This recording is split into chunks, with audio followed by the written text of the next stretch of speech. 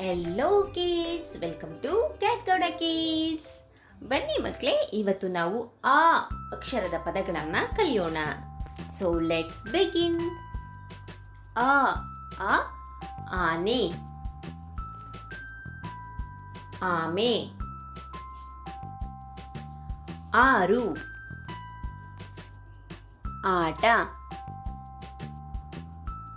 ಆಕೆ, ಆಡು, ಆಣೆ, ಆಚೆ, ಆಕಾರ, ಆದರೆ, ಆಹಾರ, ಆಮದು, ಆಕೃತಿ, ಆಕಾಶ, ಆಸಕ್ತಿ,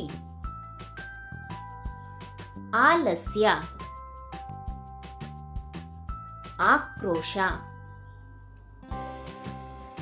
ಆರೋಗ್ಯ, ಆಶ್ರಯ, ಆರಂಭ, ಆಶ್ಚರ್ಯ, ಆಡಳಿತ,